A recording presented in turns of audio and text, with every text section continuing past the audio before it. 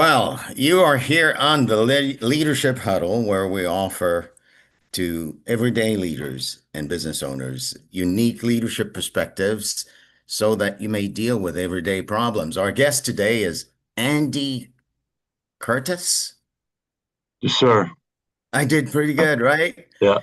Andy's an accomplished operations executive with more than 25 years of experience leading large-scale service and installation organizations. He's held senior leadership roles with Service Pros, Installation Group, ERX, and Lowe's, large organizations, large teams, including serving as National Director of Services.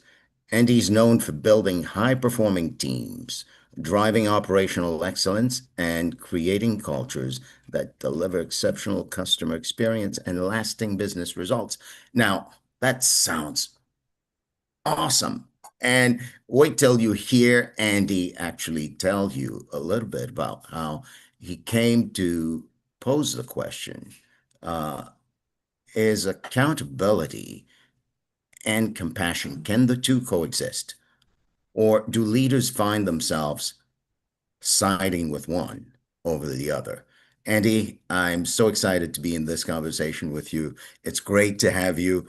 I only touched a tip of the iceberg in terms of introducing you. So, anything else you want to say to presence yourself here? So I'm just Welcome. happy to be here. Happy to have a chance to talk with you and share my view on how people can wake up in the morning and want to come to work and deliver incredible results instead of having to go to work. Yeah. And when you say people, I hear like you're not talking about me, the business owner. You're speaking rather of the people who come to work for the organization. So, how do people create an environment where accountability and compassion deliver an environment where people wake up and they're not thinking twice about going to work? In fact, they're excited about going to work. Andy, I'd love to know this question, can accountability and compassion coexist? Seem to strike a really passionate spot in your life. How did you come about uh, how did the question show up for you? Why that question? I think it came about, so the way most things come about for people is you make all the mistakes, right? You see all the things that you don't want to be, and then you make the mistakes. Mm, So I spent a long time working for people and building building an identity of someone that delivers results. And what that allowed me to do is it allowed me to see a lot of leaders that I worked for, and I'll shelf that term for a second and say managers that I worked for that focused so hard on what the KPIs were, focused so hard on what the deliverables were, that they missed the person and the they missed the behavior and habits. And I think in my experience, what I've seen is that's where you get lost in accountability without compassion. Because you just start focusing directly on a KPI and you don't understand that everything that leads up to that result, that's like reading the Sunday newspaper. mm. Everything you're looking at's already happened. Now there are some leading indicators you can look at, but so many people focus on lagging indicators. And what really So, drives, sorry, go ahead, sir. yeah, I was going to say, in having this conversation, we could assume that uh, people have a common definition of what accountability is when inside of the question you're posing and what compassion is. Take a moment and from your own perspective, you mentioned that, it's like reading the Sunday paper. Things have already happened. Uh, how would you distinguish the two, accountability and compassion? So accountability is having the, it's a good, let me pause on that for a second. Let me go back to compassion. Compassion, when you're looking at things, is trying to understand how they happened or what mindset the person was in when it happened. So you want to, whether it's an individual contributor or whether my senior directors that I'm working with, my question isn't about what I'm reading because Mm, the leaders on this call can pull their own metrics and I'm sure they know them better than the people they're speaking with. The questions from a compassion standpoint come from, how did you get to this place that you made this decision? Or how did we get to a place that we're not delivering the results that we are? And then the accountability piece from a, we want to define it, has to come from both sides. I am just as accountable for calling someone and say, hey, Saurel, you did great yesterday. You absolutely had an outstanding day, or you had an outstanding week. Tell me about that. Tell me how you drove that. And if I'm not doing that, then me calling Saurel day 2 and saying, hey, you had a terrible day yesterday. We got to talk about this. I haven't built my trust. I haven't built the right to have that conversation. And so many leaders think that because they have a position, they have the right to have whatever conversation they want to have. You have to build the trust. You have to have that okay from the people working for you. And from the very start, it starts with making a good statement up front. When someone starts working for me, I ask them, when something goes wrong, how would you want me to come talk to you? Mm. So it's essential. You position compassion as not a feeling or an emotion, but like a way of approaching things and a way of being, whether the results are good or bad. Have I earned the right to even hold you accountable? And to earn the right to hold you accountable goes both ways. Often people think holding others accountable may be only when things go wrong. Yes. Where do you see that backfires? Trust.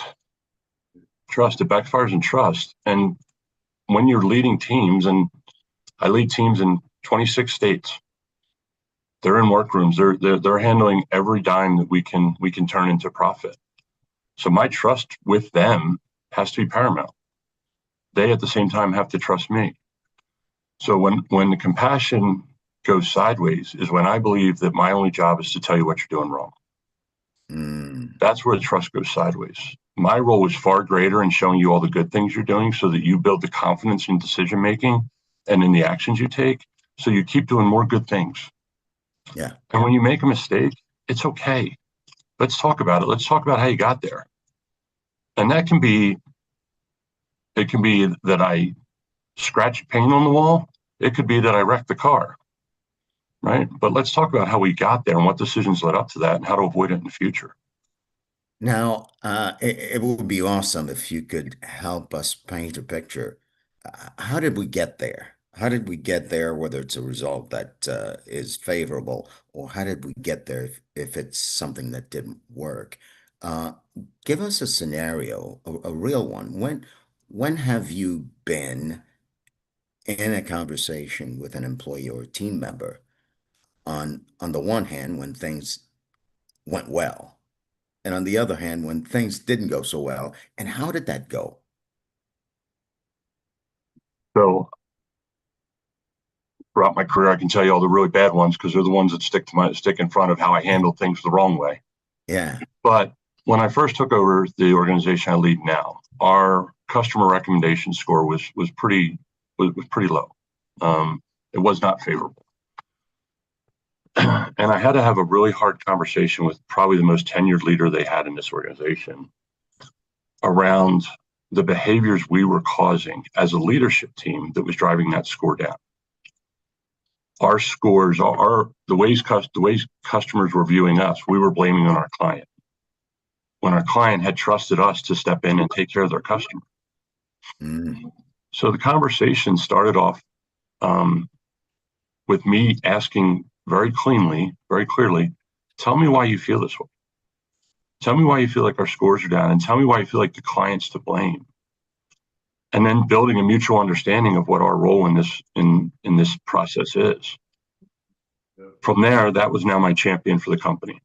That was now the person that championed the rest of the results. And we've driven our service scores up 2,100 basis points. Yeah. Now, Um, this is a that, critical question you asked. Tell me how we got there. Tell me what makes you feel that our client is to blame. Uh, what did you end up learning in that process that's a significant lessons for leaders in building trust? Because often people think the feelings and the emotions and how people get to choices they make doesn't really matter. It's for me, it's what the focus is, because it's the biggest thing that matters, because that's what drives their behavior, which leads to habits. So what I learned from that, Saurel, is that this individual had been so jaded by intermittent issues, but that now became their entire view of how they saw the client. So what we had to do is we had to figure out, how do you bucket these items, and how do you take the emotion out of them and allow them just to exist, and then fix them. And I start with emotion because when you're dealing with the individual, that's what it is. But when you start talking about the work, it's not emotional. It's just work. But you have to meet that individual first in a space where you can get to their emotion to build the trust and slow down their emotion, if that makes sense. Yeah, that's making sense. So if you were to bottle up the art and science of building trust with employees or building trust with people in general, how do you go about building trust? Consistency. Consistency builds trust. I'm going to consistently show up for you, whether it's good or bad. I'm going to consistently have good conversations with you, whether it's good or bad. And then when I make a mistake, I'm going to consistently apologize. So that when the people that work for you, and this is whether, again, it's my senior director, or I walk in a workroom with an individual contributor, they know who they're going to get when I walk in the door. And they know who I'm going to get when I leave. I'm going to be there to teach them something. I'm going to be there to share a funny story, and I'm going to be there to make them smile. And then when we leave, I'm going to share some things that I saw that maybe they need to improve. But that's okay. We wake up every day as humans, and it's okay not to be great every day. It's also okay to tell people when they're not great, when they work for you. Yeah, is it just okay or like a requirement to tell people when they're not great? Because I'm thinking in the environment where you build trust, you not only have the right to hold someone accountable, I'm wondering, does that trust create the space where you can say things that usually you wouldn't be able to say? What's been your experience there? It's a great question, Sharon. I love the way you posed it. It's your commitment. It's not just okay. It's a requirement. Sorry, that's the word you used. It's a requirement to tell them when things aren't okay. So my experience tells me, and my results show, that when you do that, people feel better about the work they're doing. People feel better about knowing that, wow, I can do something a little better. And guess what? My results are going to show. No one wakes up in the morning, looks in the mirror and says, I'm going to go be miserable at work today. I'm going to do a horrible job. They wake up in the morning and look in the mirror and go, I'm going to go try my best. I'm going to go do whatever I can to make this great. And when you tell them both sides of that and how to get there, that trust comes. So, without stating what I'm hearing, like the primary job of a leader of any team is to build trust. Uh, what is your answer to that? What's the primary job of a leader? The That primary job of a yeah, leader in a company is to build an environment where people can make mistakes and then help them through that. Build an environment where it's okay to be a human being. And when you do that, you drive a culture and you drive an awareness that we're here for a purpose, we're here for a mission. You have to have clear intentions, and it's okay to be human. yeah. Now, did you come to that view of your primary job as a team leader uh, by not by happenstance, but how did you come about that view of your primary job as a leader? It was a long road. It was a long road. Um, but I got to, my 18 years at Lowe's, I was able to witness a lot of great leaders, and I was able to see people that weren't great at it. And the person I looked up to the most would create environments in every space he walked into that it was okay to talk, it was okay to be human, and it was okay to come about, or to come to a place where if you made a mistake, just pick yourself back up. I also grew up with, pardon me, I forgot to grab water. I also grew up with a dad who very much allowed a space to make mistakes, but very much held you accountable for them. So when I learned over the course of time and where I got to a place of that primary role of a leader was by building the organizations underneath me and seeing people come in and do work that's not great. We're in people's homes every day, and we're in their most private spaces, so people respond emotionally. But when I built the organizations and people were smiling at work and saying, "Man, I just took care of that customer," "Hey, I got a really tough one," it drove a sense of responsibility to me to say we have to be in a place, we have to build an environment where people feel safe, and we have to be in a place where people are allowed to make mistakes. So it never came easy, Saurel. It never was one moment. It was watching leaders. It was different items. And I think I shared a different story with you the other day. But it was this journey of just finding places that I wanted people to be safe. And I wanted people to wake up in the morning and feel like they could come to work and it would be okay. Yeah, Um, the environment where people can be human, the environment where people can say what they need to say. And when you and I say that in this conversation, it sounds almost, well, gosh, that's a no-brainer. Wouldn't that be the best place to work and the best place to live even? Uh, when did that get tested for you? When does that get tested in an environment? You have the intention of building an environment where people feel safe, where people are heard, where people can say what they need to say, where you have the right to hold them accountable when they're not doing so hot. And you also earn the right to uh, praise them and acknowledge them when they're doing it right and they really get it because they trust you. Uh, when when when has that gotten tested for you? it gets tested when people break the trust back to you. When people step across the line, and I can think of a leader right now that was having a really bad day and crossed the line of what's a professional environment and okay to say, Mm. and crossed the line of how they were treating an employee on their team. Um, and that still goes back to the very first statement of compassion, understanding, and accountability. Because now I'm going to have a tough conversation with you, and we're going to go back to what's an okay environment to build to work at, and what is your responsibility in the environment. And I'm also going to ask you, Saurel, what happened today? What happened? What made you break the character you are and who you want to be? Help us walk through this. And that sounds corny, maybe, and maybe it sounds soft, but there's a difference in accountability and strength when it's a very direct conversation. Yeah, Because the easy answer for someone to say is, well, I just had a bad day. No, that's not good enough. How did we get here? And accepting someone just says I have a bad day isn't getting to the root of the problem. And frankly, it's not being compassionate to them, and it's not being accountable to them, because that's just an easy out. I want to know how we got to a point. What happened that led up to this moment that caused you to behave this way? yeah. What did I play a role in, and what did you play a role in? And that forces both you and the employee, the team member, to look. More often than not, I think there's this knee-jerk reaction of defending a position so I can look good and not get fired, maybe, or not get a bad write-up, right? Right. And what you're describing is an environment where I get to look.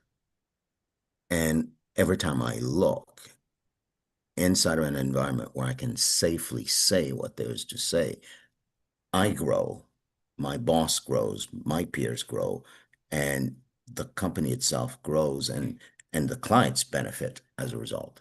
Absolutely. And the things you learn, because there's bad days at work. Everyone has them. That's why it's called work, right? Yeah. But what you sometimes learn is it wasn't work at all. Work had nothing to do with why I showed up the way I showed up. And now that you're giving that person an ability to open up a little bit, you're going to find out that they probably need some more time. They may need you to take some stuff off their plate. But when they say it's just a bad day, to your point, it's a defense mechanism, but it's also it's a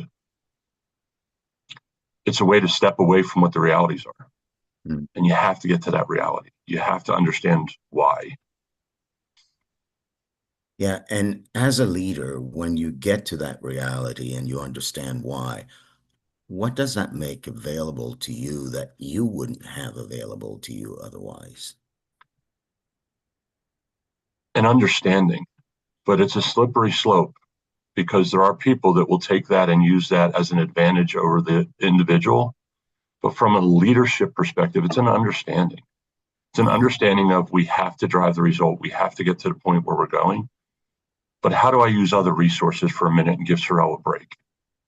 How do I help Saurel for the day or for the week? I've had an employee that reported to me his father had Alzheimer's and he was living with him. And he was an amazing leader. But I would once a week sit down with him and just go in a meeting room and just let him frankly cry and Yeah. just sit and talk. And pulling responsibilities off of him and holding him accountable for what he needed to deliver made him have another purpose in life, made him, and he's talked to me about this very directly after his father passed. It gave him an out from everything going on at home. Right. Um, but they're the kind of things that make the difference in your world. They're the in your business because people see that. And now they're like, I want, and they say to themselves, I want to work for that person. I want to be in that environment. I want to do a good job. And it just changes. And it doesn't happen overnight because it's hard. It's hard work. Yeah. And it also feels counterintuitive, right? Because mostly when I'm out to drive a result, when people in companies, on teams, or even in families are out to drive results, uh, the obvious question is never, how did we get here? Yeah. Uh, how did your day go that actually had you get off the rails of who you commit to being? Yeah. So, we've been having this conversation, and I'm wondering, Andy, if there's a question that I need to ask you, but can't formulate, what would that question be in the realm of putting compassion right up against accountability and creating teams that are effective and creating an environment where people want to come to work? I think the big one for me that people miss, Sorrel, is what does it do to you as a person? So there's three things I stand on at work, and these have been with me for a long time, and they were hidden. And then Mm, one day in an interview, someone that used to work for me was coming to work for me again and said, "Tell me about your culture here." mm, And never realized it, but very quickly I was able to write it on the whiteboard. And it starts with being kind, have fun, and work hard. But be kind is the biggest piece. You have to be kind, and that doesn't always mean be nice, but you have to be kind. It's never about the person until they want to make it. It's about the work. So why not be nice or why not be kind to the individual? yeah, They're already having a bad day. They're already having a bad time. They know that they didn't do the right thing or they know their metrics are bad. So be yeah. kind. Yeah, and, Andy, to be kind, it sounds as if it's something that everybody knows how to do. Like we know how to be kind. I'm wondering, in your experience, do you find that people need to practice being kind? Does it come easily? What does it look like when you're being kind in a conversation where you are reprimanding an employee? What does it look like to be kind? You start with asking how we got there, and then you make it about the work. Yeah. I'm not talking to you about your personality or your own beliefs, right? I'm talking about this individual item that we're holding in our hands, this Yeah. KPI, this decision you made. Let's talk about that. Yeah. Where things get sideways, and I've seen it all too often in a Fortune 40 company and in small companies, is people have this habit when they're holding someone accountable of either bringing emotion to the table or making about how they feel about that individual. Mm. And that's not, neither one of those matter. I may not like what you do outside of work. I may not want to sit down and have a cup of coffee with you. But when we work together and you work in my company, I'm going to be kind to you because we have a stated goal together. And it's okay for me to talk to you about this. Yeah. So you asked the first, In fact, I have the right to talk to you about this, and you have you also have the right. We have an agreement. That's our agreement that we will hold each other accountable. So being kind, uh, you're absolutely right. It doesn't have anything to do with being nice. To be kind is to make it about the work without attacking you. let people walk away with their self-respect. Yeah. Let people walk away with who they are as a human being. And I've terminated people and they've shaken my hand and Hmm. stayed connected with me. Yeah. Um, Being kind has that yeah, impact, right? yeah. And there's times that the best thing you can do for someone is terminate it Yeah. because they don't have the faculties to quit the job that they're miserable at because Yeah. it's just not the work they want to do. Yeah. So So we said be kind. And then the second one is have fun. have fun, have What fun. does And that look like in your current environment? in my current environment, it's anything from just going out and bringing snacks to the workroom and sitting around and talking, having a pretzel, I don't know, whatever you would bring in, donuts, but just talking with people and catching up and finding out how their weekend went and hearing their stories about their kids and about going out on the river boating, right? And let's talk. Let's just have some fun. I have one gentleman that works for me that he always says, I enjoyed our visit together. He always calls it visits. Um, Having fun at work is being able to walk in and just say, okay, everybody breathe for a second. It's been a rough one. Yeah. Somebody tell me something fun that happened this weekend, right? It's also having the other side of that, which is celebrating successes. Yeah. Let's make sure that we recognize that, right? So once was in a meeting with all directors, same level, and my VP went around the room person by person and asked, you know, tell me why you do this. Tell me why you do this. And they're all doing the business school answer and their KPIs. And he got to me, and I said, because I laugh. And he just stared at me and shook his head. I said, if I can't laugh, I can't be here. I can't be here. I just Yeah. can't be here. And Yeah. he just shook his head. And everybody in the room just started laughing at me. And I'm like, and Yeah. then he went back around the room and said, now really tell me why you do this work. Yeah. And it's rewarding. Yeah. It's rewarding to see people smile at work. It's rewarding to see people coming in the door and being happy to see each other. It's a very rewarding thing. Be kind, have fun. And the third one. Work hard. Work Yeah. hard. And that doesn't mean work all day. It just means when you work and work. And that can be manual labor, that can be, physical, but it's also when we're in a room and we're trying to figure out how we get to the next level, let's make sure we stay focused. Let's make Yeah. sure we stay on point. Doesn't mean we're not going to crack up every once in a while because something funny is going to happen, but let's get back after it and let's deliver the results that we know we can as a company.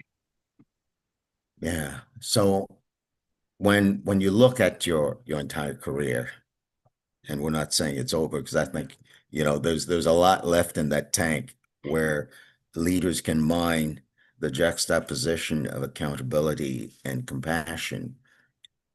Let's say you're on a mission.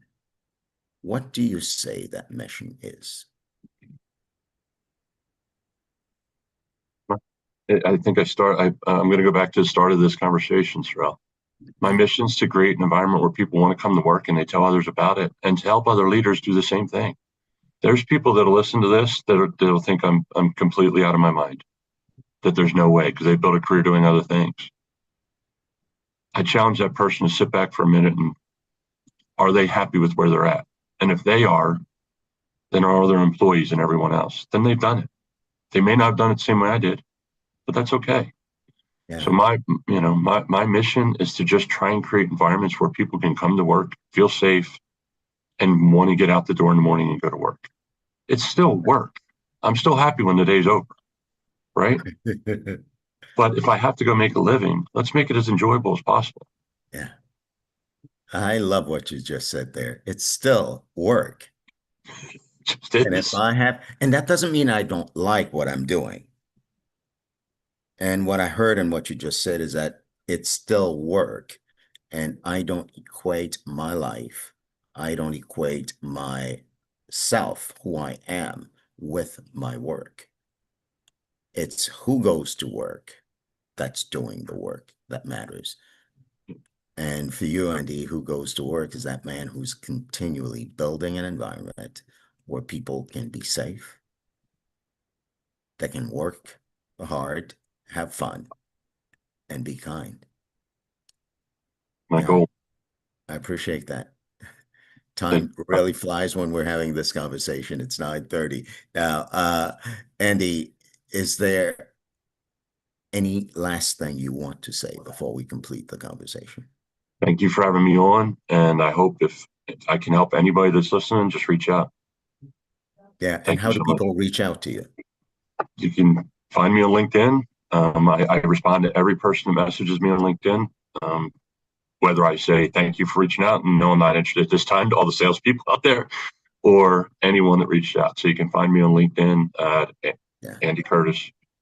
Yeah, and I want people to also know that when you say reach out, it's not like you're looking for people to reach out so you can do business with them. You're genuinely looking for those kinds of connections because who you are is uh, an operator and a leader in a corporation, and you're looking for like-minded people to connect with.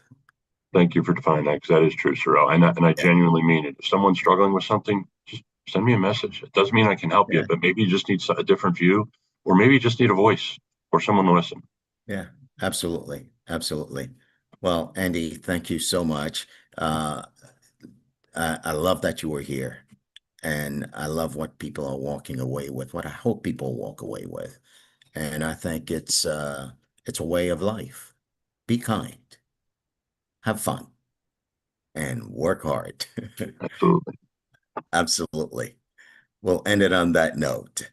Thank you, sir. Folks, we're here every Monday from 9 a.m. to 9:30-ish a.m. The Leadership Huddle is the place where leaders come for unique perspectives, just like this one. Be kind, have fun, work hard, so that you may deal with everyday problems to create a better place to work. That's our show for today. We'll see you next Monday.